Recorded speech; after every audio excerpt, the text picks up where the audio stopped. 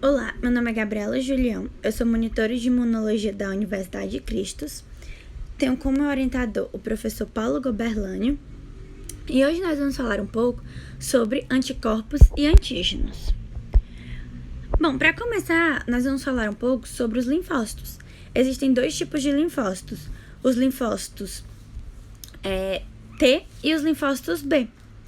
Os linfócitos T, eles são a imunidade mais celular, onde há a produção de citocinas, que são polipeptídeos produzidos em resposta a micro-organismos ou a outros antígenos que mediam e regulam reações imunológicas e inflamatórias.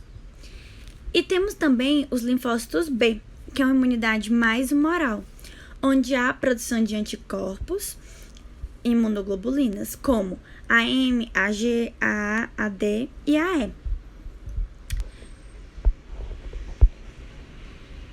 Bom, os anticorpos, eles são proteínas circundantes produzidas em resposta a agentes patógenos, e eles têm algumas formas de apresentação, como proteínas solúveis secretadas, neutralização, e como proteínas nas membranas de linfócitos B, que funcionam como receptores.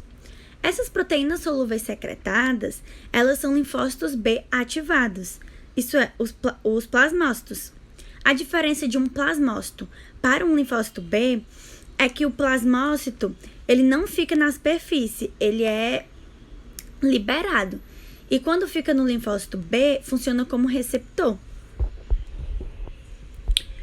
Bom, os anticorpos, eles têm algumas funções importantes, como a de neutralização dos micro-organismos, a de ativação do sistema complemento, a de opsonização dos patógenos, que quer dizer reconhecer que a célula precisa ser destruída, citotoxicidade mediada por células e também ativação de mastócitos. Quanto à estrutura dos anticorpos, nós temos uma cadeia leve e uma cadeia pesada, que é a região constante e a região variável. A região constante, ela fica presa na célula de defesa, e a região variável vai ser aquela que vai se ligar ao micro-organismo, ao patógeno. E agora a gente vai falar um pouco sobre os anticorpos existentes, o IgA, o IgE, o IgM. Bom, o IgA, ele pode ser monômero, dímero ou trímero, como observamos na imagem ao lado, quanto à sua estrutura. Ele é uma imunoglobulina relacionada à imunidade das mucosas, Ele está, por exemplo, nas secreções, como a saliva. O IgM, ele pode ser pentamérico e hexamérico, como vemos também na imagem ao lado, a sua estrutura. Ele vai ser um receptor de antígeno em células B naive. Ele vai estar na superfície da célula B funcionando como um receptor. Ele vai ser o primeiro anticorpo a ser sintetizado e ele é encontrado no nosso soro, no nosso sangue. Temos também o IgG, que é um monômero. Ele serve para opsonização e otimização da fagocitose e ele vai estar presente tanto no nosso soro como no nosso tecido. Nós temos o IgE, que também sua estrutura é monomérica. Ele tem como principal função a defesa contra parasitas e eumintos, está relacionado com a hipersensibilidade imediata e também está presente no nosso soro e tecidos. E por último, nós temos o IgD, que também tem sua estrutura monomérica, são receptores de linfócitos B naive e estão presentes na membrana celular de linfócitos B naive. Nesse slide eu também coloquei os receptores BCR, que são receptores para linfócitos B. Nesse caso, como dito anteriormente, um exemplo de BCR é o IgD, que está presente na membrana celular dessa célula e vai funcionar como um receptor.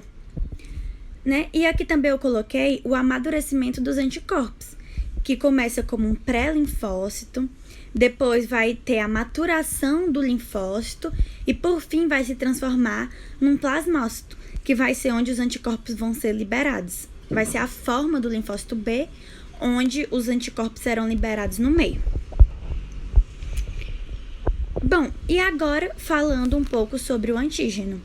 O antígeno, ele é qualquer substância que pode ser reconhecida por um anticorpo ou por um linfócito T. Nesse slide eu coloquei o anticorpo, que vai reconhecer o antígeno.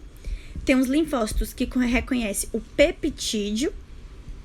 Tem os imunógenos, que são antígenos que conseguem estimular a resposta imunológica. E também temos as doenças autoimunes, que são estruturas corporais que são reconhecidas como antígeno. Então, o nosso corpo, ele começa a combater as próprias estruturas do nosso corpo, reconhecendo elas como estranhas. E eu trouxe aqui a pergunta do teste de vocês, que é o que é epítopo. Bom, o epítopo, ou determinante antigênico, ele vai ser a menor porção de antígeno com potencial de gerar a resposta imune. Vai ser a área da molécula do antígeno que se liga aos receptores celulares e aos anticorpos. E vai ser o sítio de ligação específico que é reconhecido por um anticorpo ou por um receptor de superfície de um linfócito T. Então, o epítopo, ele vai ser aquela parte menorzinha do antígeno, no qual a parte variável do anticorpo vai se ligar. Bom, e por último, eu trouxe aqui umas questões para a gente resolver, para a gente exercitar o que foi visto anteriormente. A primeira questão. Todas as alternativas abaixo indicam funções efetoras de anticorpos, exceto neutralização de micro-organismos, ativação do sistema complemento, indução de fagocitose, citotoxicidade e ativação de linfócitos TCD4. Bom, a resposta correta é a letra E. Os anticorpos, eles fazem todas essas funções acima: neutralização, ativação, indução de fagocitose, citotoxicidade. Ele só não faz a ativação dos linfócitos TCD4. Bom, a segunda questão. Qual é a parte do anticorpo que pode ativar um macrófago? CDR, FC, que é a porção constante, FAB, que é a porção variável ou cadeia leve? Bom, a resposta correta é a letra B, que é a porção constante. A porção constante é a que vai poder ativar um macrófago. Bom, essas foram as minhas referências e muito obrigada.